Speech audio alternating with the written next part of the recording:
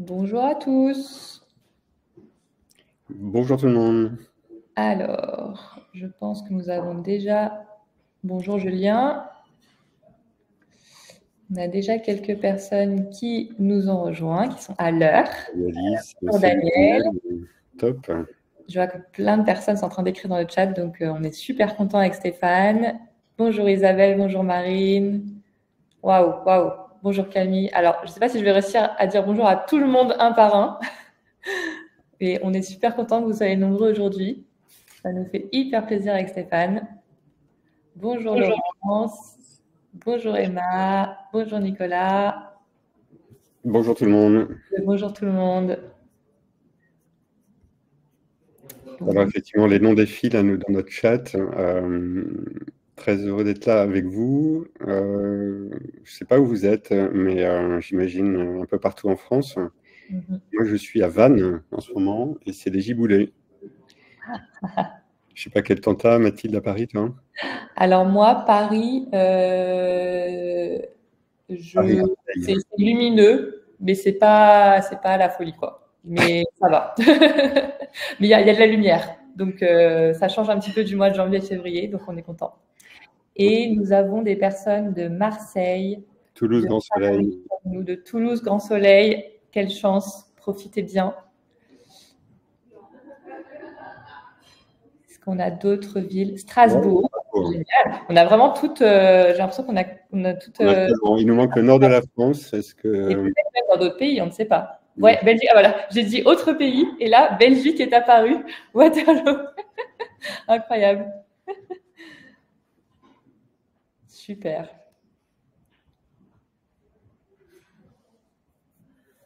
N'hésitez pas à nous partager d'où vous venez, où vous êtes. Et nous allons commencer dans quelques instants parce que, voilà, vu le nombre de personnes qui nous a dit bonjour, je pense qu'on va pouvoir, Stéphane, commencer assez rapidement. quand tu veux. Parfait. Et on a encore une personne de Paris dans le chat. Donc, comme moi, comme nous. Ok, alors, hop. Parfait. Bah, écoutez, il est midi 18, donc on a 45 minutes ensemble. Donc je vous propose qu'on commence tout de suite. Et voilà, des personnes vont se joindre petit à petit à l'événement. Donc voilà, donc on est bonjour à tous, rebonjour à tous et bonjour à tous ceux qui sont en train d'arriver. Bienvenue. On est très très heureux de vous retrouver aujourd'hui pour un nouveau rendez-vous sur la thématique de l'IA, donc de l'intelligence artificielle. Donc pour celles et ceux qui ne nous connaissent pas, vous êtes ici chez Maria Schools. Donc moi je m'appelle Mathilde et je suis responsable de formation grand groupe chez Maria. Et mon rôle, c'est vraiment de garantir que les participants à nos formations vivent la meilleure expérience avec nous.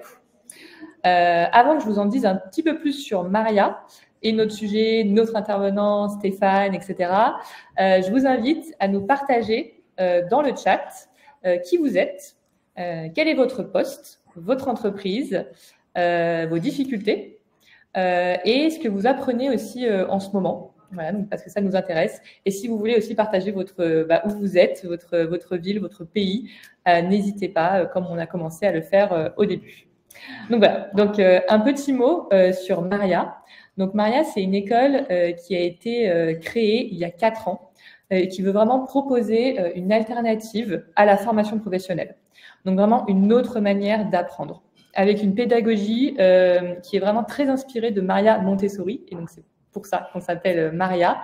Une pédagogie vraiment axée sur la pratique, sur l'apprentissage de pair à pair et vraiment axée aussi sur l'attention qui place l'individu vraiment au centre de tout ce qu'on fait. Donc voilà, ça c'est hyper important pour nous. Nous, ce qui nous intéresse chez Maria, c'est les révolutions qui transforment nos sociétés, nos entreprises, nos carrières, nos jobs. Et on va traiter de 3 grands sujets chez Maria.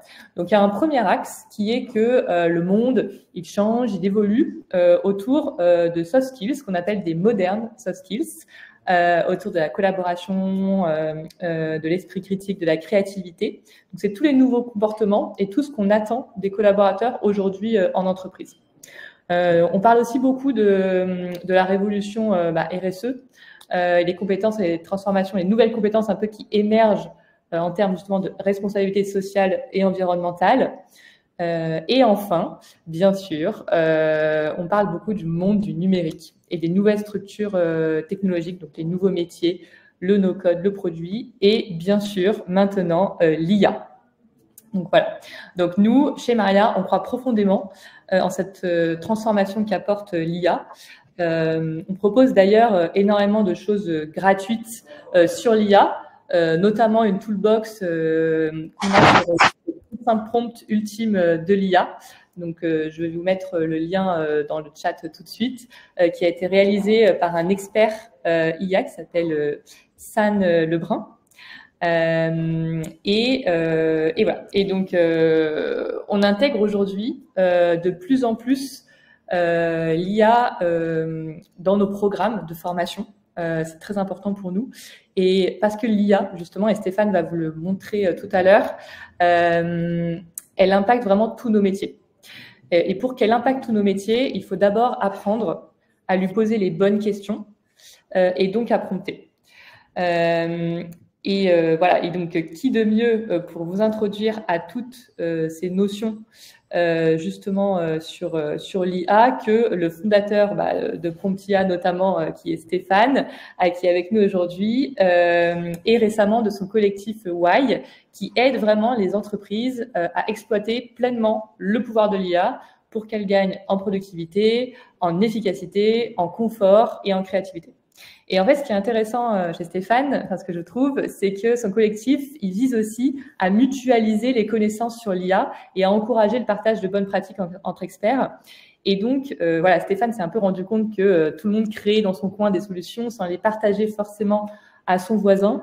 Et s'il a accepté avec joie, enfin je l'espère, de participer à ce webinaire avec nous, c'est aussi parce qu'il a véritablement à cœur de partager toutes les possibilités que peut offrir l'IA, pourquoi elles réfléchissent différemment de nous, les humains, et c'est vraiment en comprenant comment elle fonctionne qu'on comprend comment lui parler et lui poser les bonnes questions.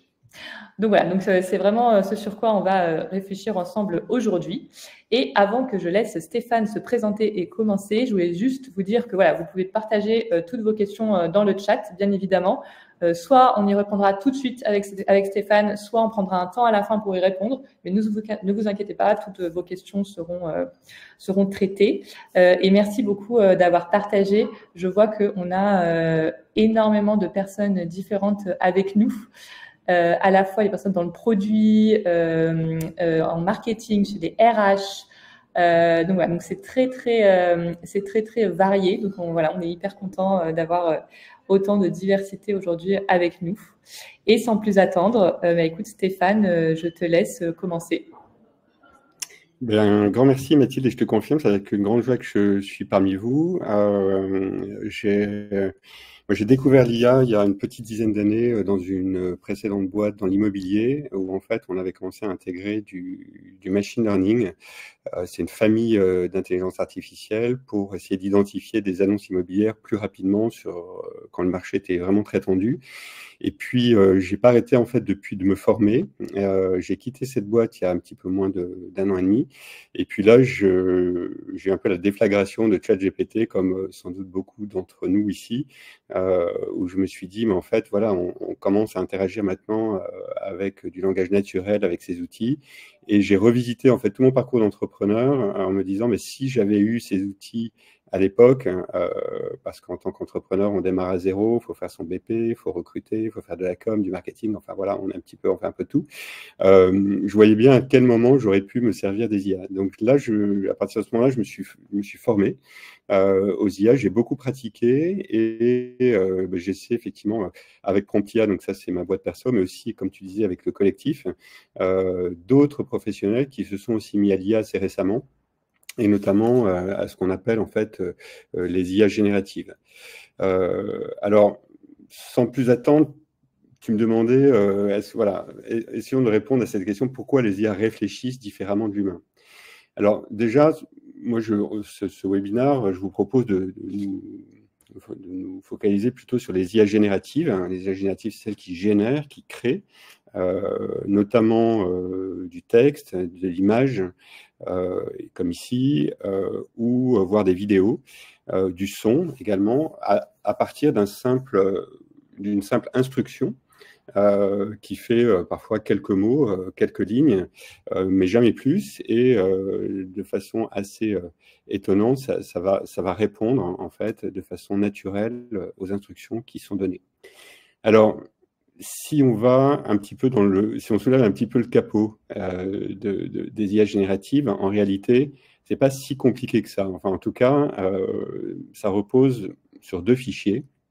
Un premier fichier de paramètres, voilà, donc c'est un fichier qui fait 140 gigas, c'est pas très gros non plus, 140 gigas, mettons que si un film, un long métrage fait 1 giga, bah vous avez 140 films, et puis vous avez des lignes de code, un petit programme, et ça en fait, vous pouvez l'installer sur un ordinateur, un MacBook non connecté, et à partir de là, vous allez en fait pouvoir poser des questions, et l'interface, le chat va vous répondre. Et en fait, ça se limite à ça. C'est-à-dire qu'aujourd'hui, effectivement, il y a des très très grosses sociétés qui développent des IA, mais finalement, vous pouvez aussi le récupérer sur un ordi et l'utiliser vous-même. Alors, comment en fait c'est fabriqué? Parce que donc ça, je vous ai montré un petit peu la fin du processus, mais il y a 2 grandes étapes. En réalité, il y en a plus, mais je trouve intéressant de regarder un tout petit peu d'où ça vient pour aussi comprendre, on le verra tout à l'heure, un petit peu comment interroger ces outils et puis aussi quelles peuvent être les limites. Au départ, on a récupéré toute la donnée d'Internet. Donc, quand je dis toute la donnée, c'est absolument, c'est des crawlers hein, qui passent sur tous les sites et qui récupèrent de la donnée, des pages, du contenu, du son, de la vidéo, des PDF, etc. Et puis, en fait, cette donnée va être compressée par des ordinateurs. Et en l'occurrence, là, je vous ai montré l'exemple d'un petit modèle qui est un modèle de Meta, où il faut 6000 ordinateurs. Donc les GPU aujourd'hui, ce sont les ordinateurs les plus puissants au monde. Il en faut 6000 en série, qu'on fait tourner pendant 12 jours, et ça coûte quelques millions d'euros. Alors celui-ci a coûté 2 millions d'euros. Il y en a qui ont coûté 200, 300 millions d'euros. Bon, les prix sont en train de baisser, mais toujours est-il que c'est quand même une opération que tout le monde ne peut pas s'offrir. Et à la sortie, on a ce fichier de paramètres dont on a parlé tout à l'heure, qui est un fichier d'Internet compressé. Alors, c'est Internet compressé, et en même temps, il faut aussi se rendre compte qu'on ne peut pas le décompresser. Si on le décompresse, on ne récupère pas Internet tel qu'il était. Donc, c'est un fichier qui est un petit peu simplifié, avec des données qui ont été transformées, et qui ont été transformées, en fait, en chiffres.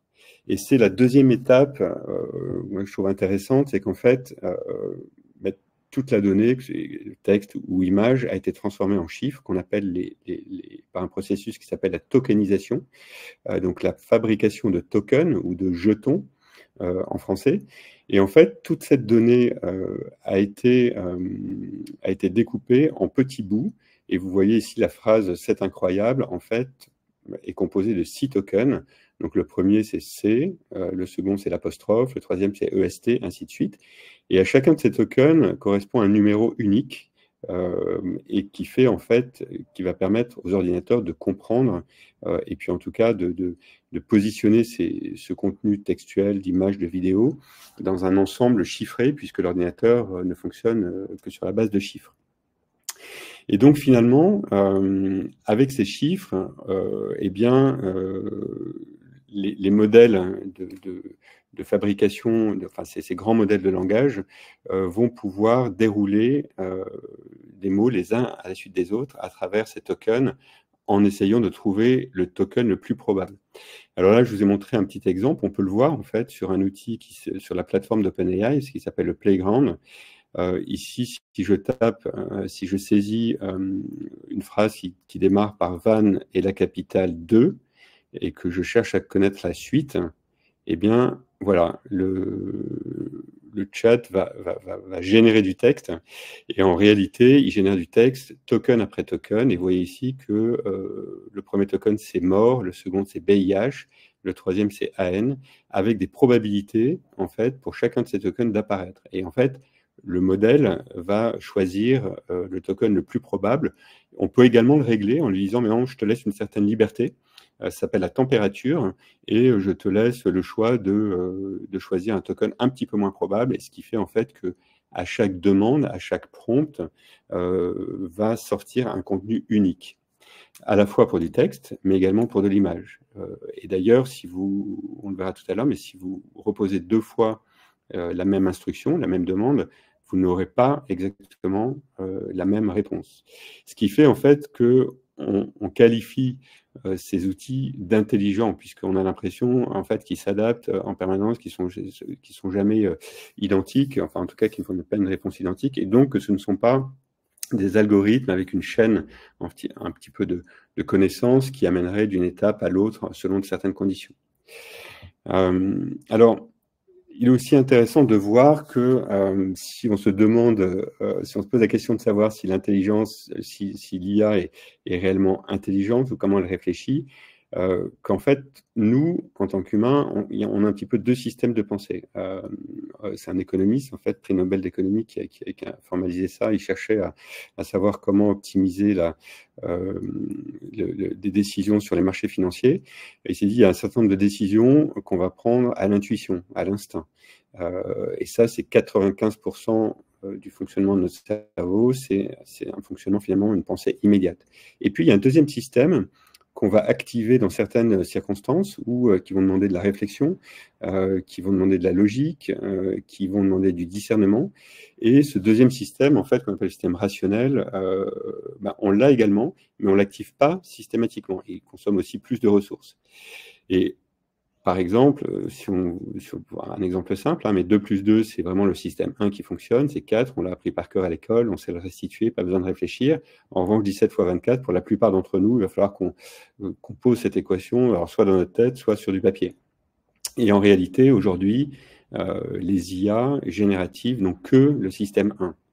Et c'est donc vraiment un modèle statistique qui déroule les tokens les uns après les autres. Et donc ici, Paris est la capitale de la France, 93% de probabilité que ce soit la France. Et donc l'IA déroule en fait de manière mécanique, automatique, le token suivant. Voilà un petit peu pour cette présentation du fonctionnement des IA. Et ainsi, si on devait comparer ou regarder un petit peu ce que fait l'humain et ce que fait l'IA, ou ce que l'IA ne fait pas, ou ne fait pas encore, voici un petit tableau qui se demande en fait sur chaque compétence que nous avons, comme l'apprentissage. L'humain apprend en continu, on apprend tout le temps. L'IA, en revanche, est statique. Elle a été entraînée sur des données. À un moment donné, on a arrêté l'entraînement, et l'IA ne va pas apprendre des interactions que vous avez avec elle. La prochaine fois qu'elle sera mise à jour, oui, elle aura tenu compte de ça, mais ce n'est pas automatique. L'humain a une mémoire dynamique, retient instantanément. L'IA est limitée. L'humain est innovant en termes de créativité. La créativité de l'IA, finalement, elle est dérivée de tout ce qu'il a vu avant. C'est-à-dire, vous avez vu le processus de récupération de tout Internet. Finalement, l'IA va être créative dans la limite de ce qu'elle a regardé, ce qu'elle a analysé de créations antérieures. Pour la compréhension, en tant qu'humain, vous allez analyser et décoder ce qu'on vous dit, et donc vous avez une compréhension qui va être assez nuancée. L'IA, elle, regarde des données littéralement. Pour l'émotion, on voit bien qu'on a de l'empathie, on a de l'humour, on va pouvoir aussi être assez imaginatif, assez créatif, alors que l'IA, même si elle peut en fait faire semblant de produire des émotions, c'est justement, elle fait semblant, elle simule. Donc en tant qu'humain, on peut se laisser parfois un petit peu embarquer là-dedans, mais il ne faut pas oublier que l'IA n'a pas vraiment n'a pas d'autonomie, et que ce qu'elle produit vient de ce qu'elle a appris. Pour l'éthique, les humains, on a une morale qui n'est pas la même que notre voisin, alors qu'il y a une éthique plutôt programmée, ou assez classique, ou en tout cas entendue. Pour l'adaptabilité, on voit bien qu'on est flexible en fonction des circonstances et qu'il y a énormément de paramètres auxquels on sait s'adapter en temps réel. Et enfin, pour la culture, on a également une culture diversifiée, alors que l'IA est généralisée. Alors, si on devait faire le bilan de ce match, vous voyez bien que on est quand même encore très, beaucoup plus divers que les IA, même si les IA font énormément de choses. Alors, comment interagir avec ces intelligences, entre guillemets, puisqu'on vient de voir que vous n'êtes peut-être pas aussi intelligente que ça encore.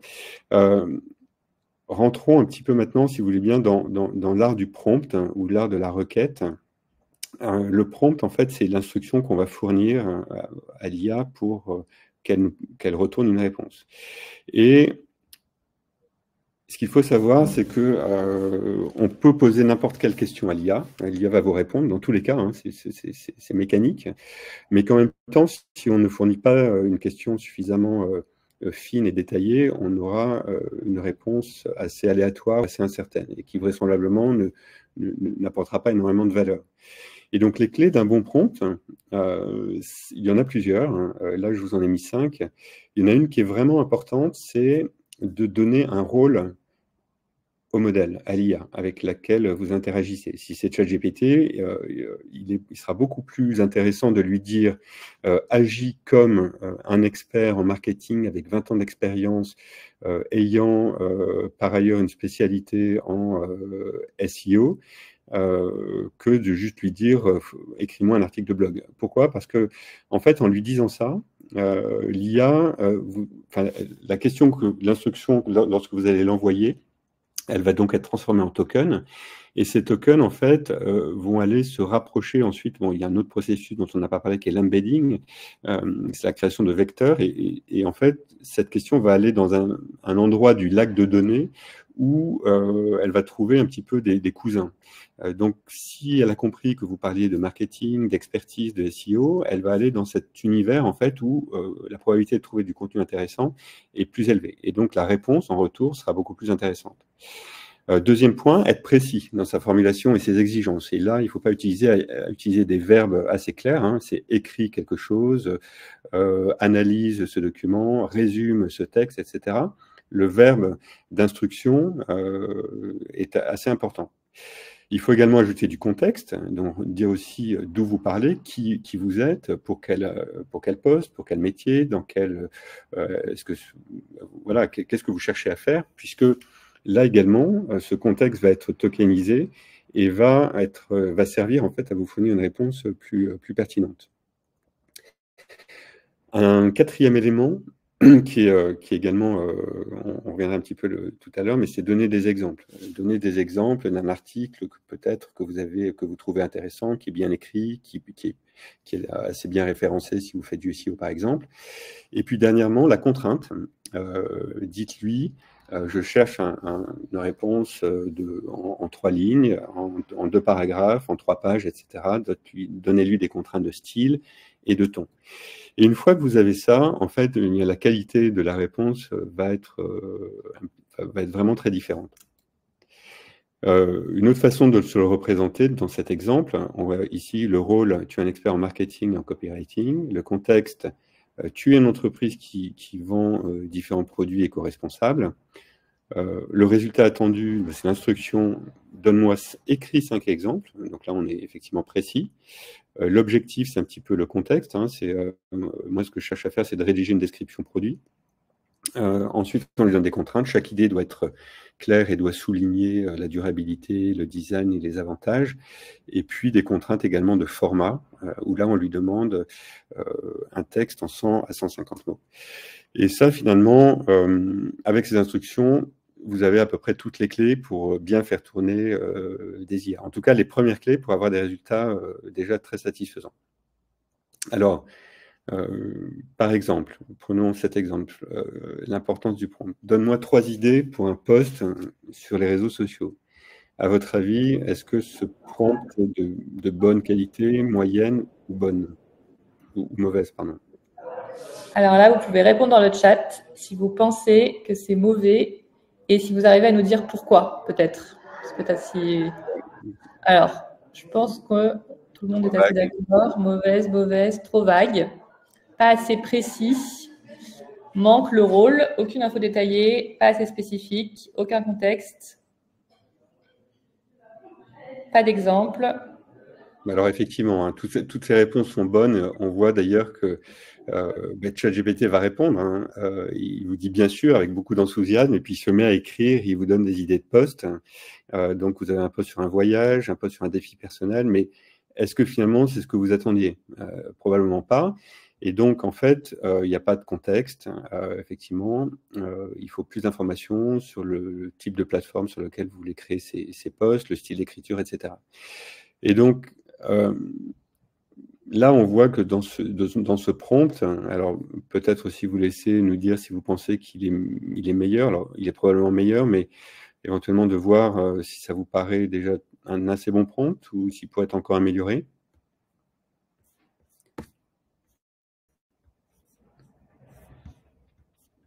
Alors, je vous lis, hein, créer un post critique pour LinkedIn sur le sujet de l'image des jeux vidéo auprès des grandes entreprises. Le post doit être écrit à la première personne. Mentionner l'influence des jeux vidéo dans le B2B, évoquer les tendances de l'industrie. La cible pour ce poste, elle est responsable RH des entreprises. Alors, on nous dit qu'il manque le rôle. On ne sait pas qui parle dans le poste. Ouais. Alors effectivement, il manque le rôle. On l'a pas mis dans un rôle particulier. Donc là, il va de toute façon répondre, mais ça aurait sûrement été mieux si on lui avait donné ce rôle. Ajouter des exemples, ouais.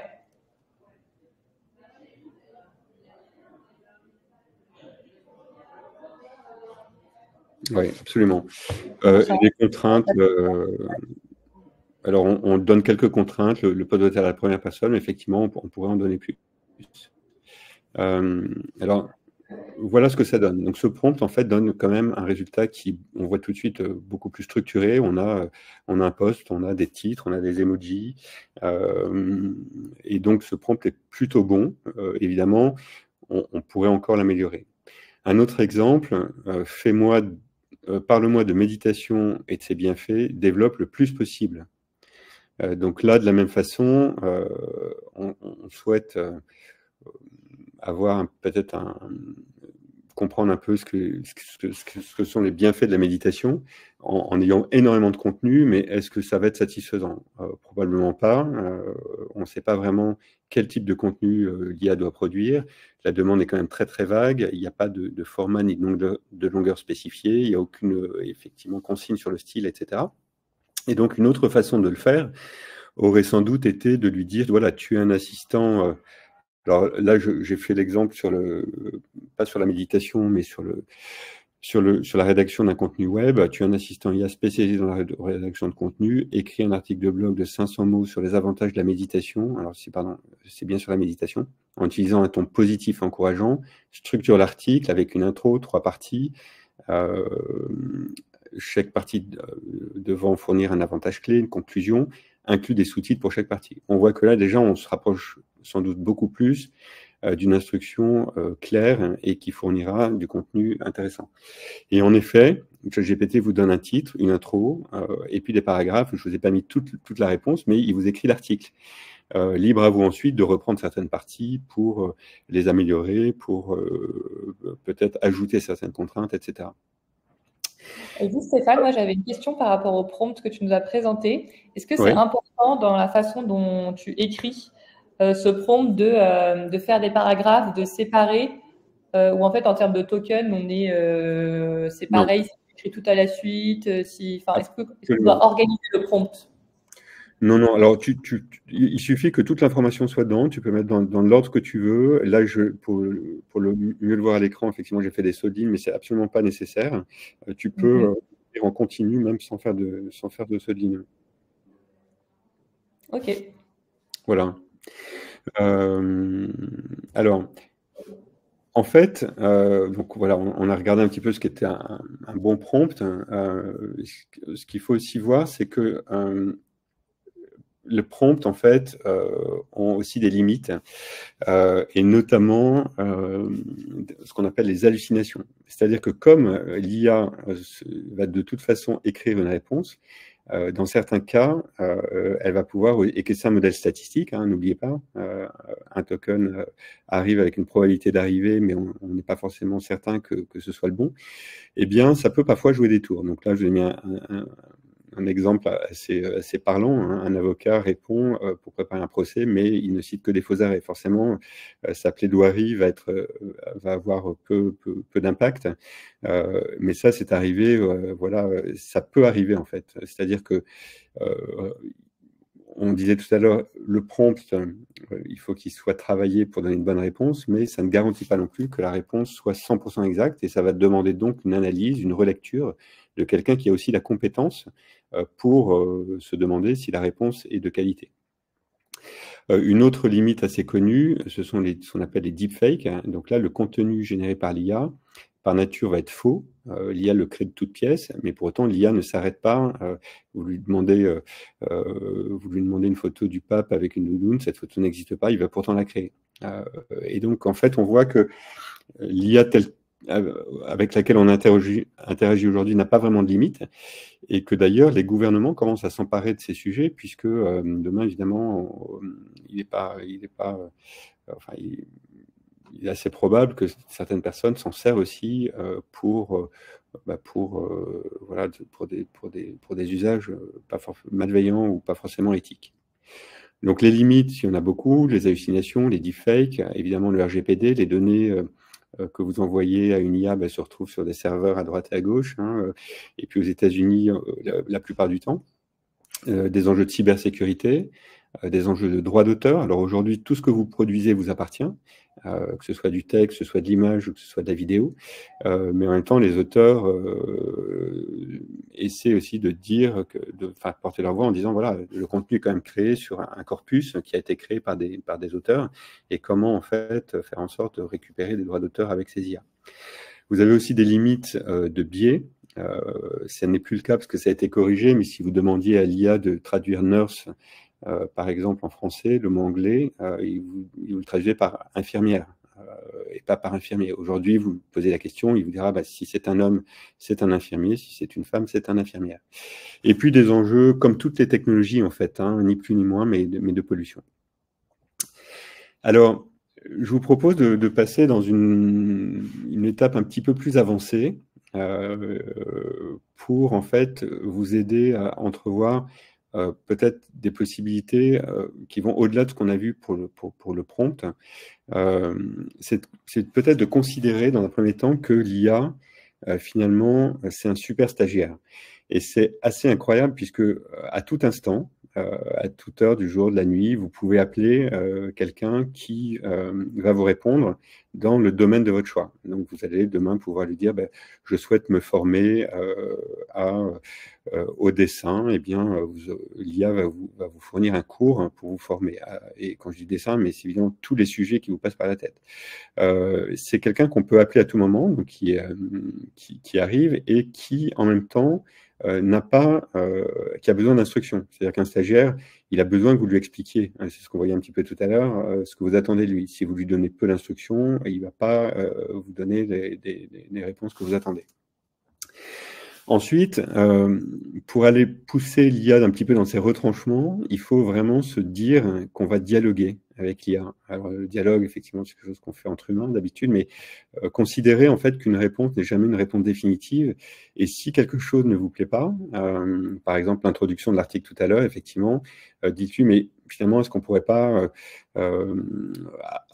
ouvrir, est-ce que tu peux me proposer 3 introductions différentes, avec un angle un petit peu plus inattendu, avec un autre angle. Donc, c'est par un processus vraiment itératif que vous obtiendrez de bons résultats avec les IA.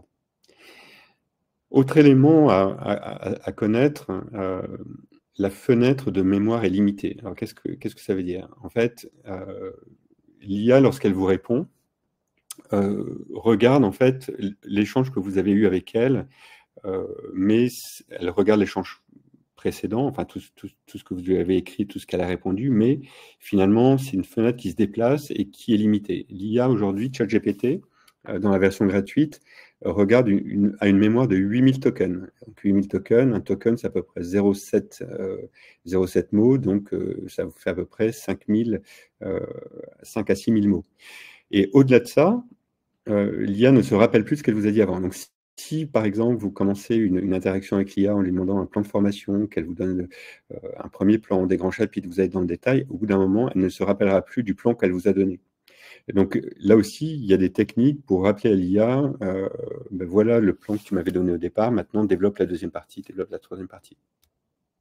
Et attends, Stéphane, comment est-ce qu'on sait qu'on est arrivé au moment où l'IA ne se souvient plus? Parce qu'en fait, j'imagine que quand tu dialogues, comme tu disais, tu dialogues avec l'IA, tu lui réponds, bah, en fait, ça me va pas, je voudrais que tu me précises ça, etc.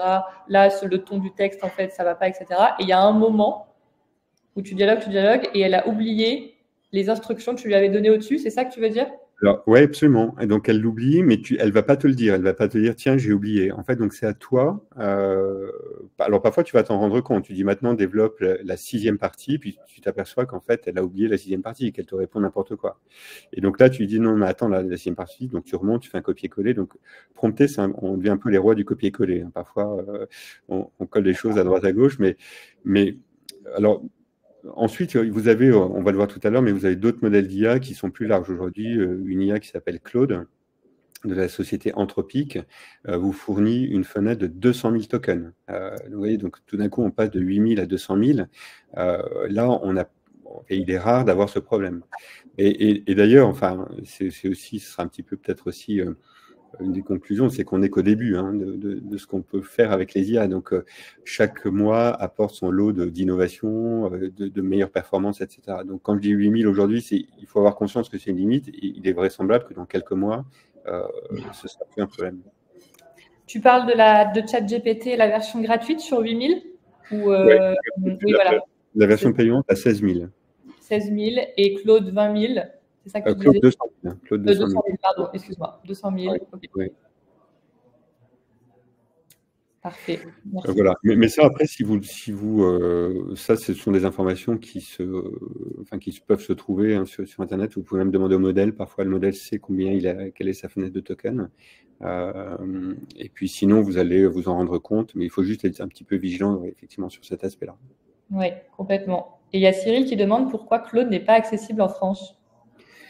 Alors, je ne sais pas. En tout cas, c'est vrai qu'il faut passer par un VPN, donc c'est une manipulation technique qui permet en fait de simuler le fait qu'on est aux États-Unis. Ça marche la plupart du temps, mais c'est une petite manip un petit peu compliquée. Je ne sais pas pourquoi ils ne l'ont pas ouvert à d'autres pays. Après, vous avez des outils qui permettent d'y avoir accès. Mais souvent, effectivement, des outils payants. Alors, pour continuer dans les quelques stratégies un petit peu avancées, une autre façon de bien prompter, c'est d'aller découper vos prompts. Vous savez que vous êtes en train d'interroger une IA pour un travail qui est assez long, enfin qui à vous prend pas mal de temps. Vous n'avez pas uniquement besoin d'une réponse immédiate. Et à ce moment-là, vous aurez intérêt à lui demander en fait d'y aller étape par étape. Donc vous pouvez lui demander, vous dites résous ce problème étape par étape, ou vous-même vous pouvez l'aider et c'est un petit peu la plus-value aussi que vous avez en interagissant, en disant voilà, pour faire finalement le script de cette formation, on va plutôt démarrer par l'étape 1, l'étape 2, l'étape 3, et puis ensuite, dans le dialogue, lui dire mais est-ce que cette démarche te paraît bonne? Est-ce que tu en aurais une autre? Et donc, c'est vraiment une interaction avec lui. Donc là, on utilise le dialogue pour dire, voilà, moi j'ai ça comme idée, voilà ma compétence et mon expérience m'amène à penser ça, mais est-ce que toi, tu peux me challenger là-dessus? Et puis, une fois qu'on a les grandes étapes, finalement, on lui dit, mais maintenant, occupe-toi de telle étape, et puis peut-être à vous aussi de le redécouper si vous estimez que la réponse est trop vague. Une autre façon de bien prompter aussi, c'est d'ajouter du contexte. Donc là, on est sur le contexte, ça veut dire effectivement qui vous êtes. Donc mais ça peut aller au-delà de ça, c'est-à-dire que vous allez aussi pouvoir lui donner des documents sur vous à titre perso, mais peut-être sur le département de la boîte dans laquelle vous bossez, sur votre site internet, sur la société pour laquelle vous travaillez. Et tout ce contexte, en fait, va être embarqué dans votre demande pour que finalement l'IA en tienne compte dans sa réponse. Et ça, c'est quelque chose qui produit de très très bons résultats, surtout si vous lui donnez des documents pertinents par rapport à la question que vous lui posez. À titre d'exemple, pour reprendre l'exemple du poste, on va écrire un article. Si vous avez, vous, déjà des articles très bien écrits, que vous avez travaillé à la main et qui ont de très bons résultats, donnez-lui ces articles. Donc, c'est le contexte. Le contexte, c'est je suis dans un département communication, je veux produire du contenu, voici écrit des articles, écris-moi un article en prenant le contexte de ce que je fais, de mon industrie, mais aussi des articles que j'ai déjà produits. Donc, ce sont les exemples. Hein. Là, en l'occurrence, c'est vous donner des exemples d'un contenu qui vous paraît intéressant, d'un résumé bien formulé, du style d'un post que vous avez aimé, d'ailleurs que vous n'avez peut-être pas écrit vous-même. Hein. Vous retrouvez du contenu sur Internet, mais ce contenu vous paraît particulièrement bien fait. Eh bien, vous lui donnez ça comme exemple. Ensuite, vous allez pouvoir aussi adapter votre langage. Alors, là, il y a un petit peu deux sens. C'est la façon, si vous lui écrivez dans un style très créatif, il va probablement vous répondre dans ce même style. Donc là, à vous aussi d'utiliser parfois le style avec lequel vous aimeriez qu'il vous réponde. Et là, il va le prendre en tant que tel comme une partie d'un exemple. Et vous pouvez également, parfois, ça peut être intéressant d'aller prompter, d'aller poser votre question en anglais, parce que certains modèles ont quand même récupéré un corpus anglophone en majorité, et donc le contenu anglophone est probablement plus riche que le contenu francophone, même si tous les modèles vont récupérer de la donnée, comme c'est tout Internet, évidemment, on récupère toutes les langues. Mais dans certains cas, ça peut être intéressant de poser la question en anglais, et si vous n'êtes pas à l'aise en anglais, vous lui dites, voici mon instruction en français, traduis-la en anglais, avant de me donner une réponse. Et à ce moment-là, il saura qu'il va traduire votre instruction en anglais, aller peut-être récupérer de la donnée plutôt sur du corpus anglais, et vous le restituez. Super. Juste après cette slide, Stéphane, je pense que comme il nous reste quelques minutes, on pourra finir sur, tu sais, la dernière partie sur les GPTs, parce qu'on a une question là-dessus dans le chat. Voilà, juste on finit cette slide-là et après je reviens dessus. D'accord, très bien. Bien, alors, la dernière petite, enfin, cette petite, en tout cas, ouais, je ne sais pas si c'est une stratégie, mais en tout cas, si vous êtes perdu, demandez à l'IA. J'aimerais faire ceci, j'aimerais faire cela. Je pense que mon prompt n'est pas forcément très bien structuré. Aide-moi à mieux te demander ce que je souhaite faire. Et donc là, l'IA va faire son rôle de super assistant IA et va vous dire, pour mieux poser ta question, donne-moi un contexte, donne-moi un rôle, sois plus précis, etc. etc. Donc là, on prend un peu l'IA à son propre jeu en lui disant, réponds-moi, finalement, moi, je ne sais pas. Et on peut également demander à l'IA, si ça n'est pas suffisamment clair, pose-moi des questions. Et ça, c'est assez intéressant parce que dans tous les cas, l'IA va vous demander d'ajouter des précisions. Vous n'êtes pas obligé de répondre, mais dans ce que l'IA vous demande de faire, peut-être que certains éléments, effectivement, vont être intéressants pour améliorer la qualité de la réponse. Voilà, Mathilde. Donc là, Complètement. Je suis un petit peu à la... alors oui, est-ce que tu veux qu'on parle de GPT maintenant ou Ouais, je veux bien qu'on parle parce qu'il nous reste deux minutes, mais qu'on parle des GPTs parce qu'on avait une question d'Alex Vigreux. D'Alex, donc il nous dit que je rencontre aujourd'hui un problème avec ChatGPT-4 sur les GPTs. Quand on a créé un GPT, l'IA n'apprend pas, elle repart de zéro à chaque fois. Alors, normalement, alors effectivement, le GPT très rapidement. Le GPT, en fait, c'est un petit, un petit assistant que vous allez paramétrer. Et dans ChatGPT, en fait, vous lui dites, vous allez préenregistrer en fait le contexte. Donc vous lui dites, voilà, je suis ou voilà. Qui je suis, quel est mon métier, quel est mon rôle, qu'est-ce que je dois produire, quel est mon environnement, quelle est ma société. Éventuellement lui donner aussi ce qu'on appelle la knowledge, c'est-à-dire la documentation sur ce qui vous occupe. Et en fait, à chaque fois que vous allez activer ou faire appel à ces assistants, il tiendra compte du contexte. Donc, vous ne serez pas obligé à chaque fois de lui dire voici mon contexte, en fait. Il aura déjà tout ce contexte. Et d'ailleurs, même dans ce GPT, vous allez pouvoir lui dire aussi, lorsque tu me réponds, réponds-moi en tant qu'expert de tel et tel domaine. Donc, finalement, c'est pré-enregistré tout ce dont il va avoir besoin pour mieux vous répondre, qui va vous éviter finalement de le répéter à chaque fois. Et vous pouvez en créer autant que vous voulez. Vous pouvez dire, moi je veux un GPT pour créer du contenu, je veux un GPT pour faire des résumés, je veux un GPT pour faire des posts sur LinkedIn, etc. etc. Et donc en fait, ce sont des petits assistants que vous paramétrez vous-même. Il existe aussi un GPT Store. Alors là, je parle de ChatGPT, dans lequel vous allez avoir des GPT libres de droit, c'est-à-dire des gens ont développé ces GPT pour produire justement du contenu plus approprié. Alors, dans ces GPT-là, ce GPT n'aura pas votre propre contexte personnel, il va falloir l'ajouter, mais parfois, c'est des GPT qui ont été assez bien écrits, qui sont assez puissants, et vous tapez un mot-clé, vous allez voir tout de suite des GPT arriver en proposition pour vous aider. Super. Merci beaucoup. Du coup, Alex, je ne sais pas exactement quel était pourquoi est-ce que du coup ça repart de zéro à chaque fois? Est-ce que tu sais, Stéphane?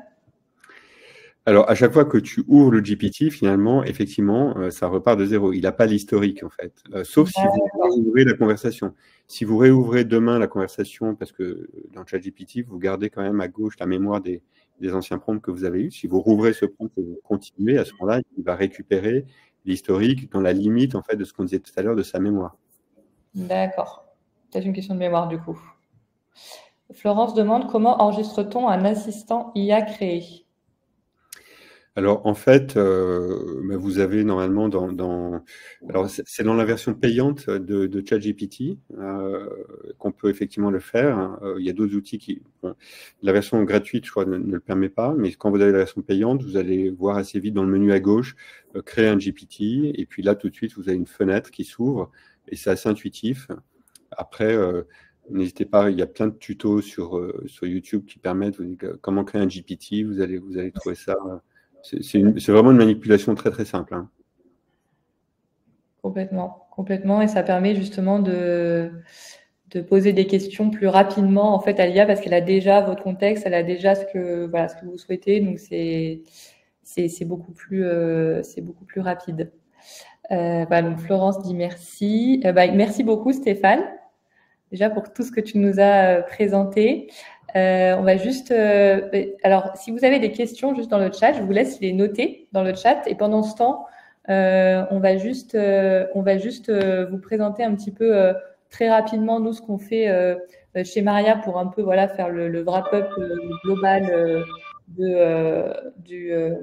webinar.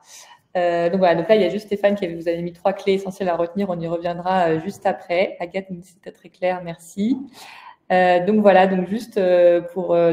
organise des événements sur l'IA. Le 23 avril prochain, on a aussi une journée gratuite et sélective consacrée à l'IA. Donc si vous voulez vous inscrire, essayez donc d'y participer. Voilà, on a un nombre de places limité, mais vous pouvez tout à fait y participer. Vous avez du coup la petite toolbox avec les 35 prompts ultime pour ChatGPT, donc du coup qu'on a construit avec un de nos autres intervenants. Comme je vous disais tout à l'heure, on a beaucoup nos programmes maintenant, on intègre beaucoup d'IA à nos programmes, notamment nos bootcamps donc de reconversion professionnelle, donc sur nos no-code et aussi sur le growth. Donc voilà, donc je vous partage tous ces liens-là dans la conversation. Si vous voulez, regardez ça. Et voilà. Donc, je ne sais pas si on a des questions. C'était très clair, merci. Merci beaucoup, Stéphane. Très clair, très intéressant. Très clair en un temps d'éclair. On a une petite question de Sylvain. Une IA réfléchit-elle, crée-t-elle? Alors ça, c'est un débat un peu philosophique. Moi, je pense pas qu'on puisse dire que l'IA réfléchit, parce que la réflexion, c'est quand même le propre de l'homme, et elle simule en fait. Elle simule une réflexion, mais c'est vrai que parfois... C'est le petit tableau que tu montrais tout à l'heure, là, Stéphane, la slide, je pense qu'elle est assez parlante. La première slide, une des premières slides. avec le match. Ouais, le match. Oui, alors effectivement. Au tout début.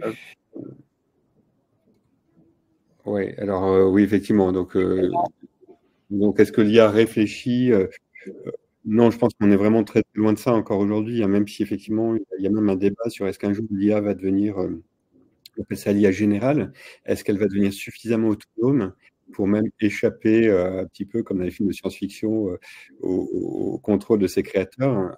Certains le croient fermement, et puis pas des chercheurs, des entrepreneurs se disent oui, demain on va arriver d'ici quelques années à une IA qui prendra le contrôle. Moi personnellement, j'y crois absolument pas. Je trouve que l'IA ça reste en fait une technologie. Alors certes, lorsqu'on lui dit quelque chose, à un moment donné, ce qui est assez étonnant, c'est qu'on ne peut pas suivre, on ne peut pas identifier toutes les étapes par laquelle elle passe pour produire la réponse. Donc c'est vrai que c'est un petit peu déroutant parce qu'à un moment donné, on perd le contrôle. Et d'ailleurs, les chercheurs sont en train d'essayer de découper le fonctionnement de l'IA étape après étape pour voir à quel moment ils perdent le contrôle. Mais aujourd'hui, on ne sait pas. Donc il y a une forme d'autonomie quelque part finalement dans le choix de ce qui va être renvoyé. Mais en même temps, c'est quand même très, très cadré par les programmeurs, par les développeurs qui font ça. Et demain, une IA complètement autonome, voilà, qui réfléchirait ou qui crée, en fait, la création aussi. C'est effectivement, aujourd'hui, il y a des artistes qui sont des IA artistes d'ailleurs, qui créent des expositions en créant des œuvres avec l'IA. Mais au final, l'IA ne crée pas une œuvre toute seule dans son coin, il va se mettre dans une... voilà, va pas faire un vernissage pour vous montrer ce qu'elle a fait. Il y a bien quelqu'un qui s'est mis à côté d'elle pour lui dire crée-moi ceci à partir de cela, voici en fait la création, l'intention, finalement, elle vient quand même de personnes en chair et en os. Complètement. Et d'ailleurs, Fabien nous partage que oui, Elon Musk annonce l'IA générale avant 2025. Oui, c'est vrai. Voilà. Moi, je suis très dubitatif. En tout cas, après, ça dépend un peu de ce qu'on met derrière IA générale. Et en même temps, il y a des gens comme Yann Lequin, qui est un chercheur français, qui est un peu le monsieur IA de Meta, qui est un chercheur qui a monté son labo en France pour Meta, et d'ailleurs qui fait de l'open source. C'est assez intéressant parce que Meta a décidé de faire des modèles d'IA gratuits avec du code complètement ouvert, qui lui n'y croit pas. Bon, donc après, c'est un débat évidemment de spécialistes qui ont une connaissance bien supérieure à celle qu'on peut avoir en tant que vulgarisateur finalement de l'IA. Mais en tout cas, c'est clair qu'on est quand même qu'au début d'une aventure assez extraordinaire où finalement, c'est un petit peu la conclusion sur les 3 points. Mathilde, que tu mentionnais tout à l'heure, oui, on est qu'au début en fait de nos interactions avec les IA pour nous aider au quotidien.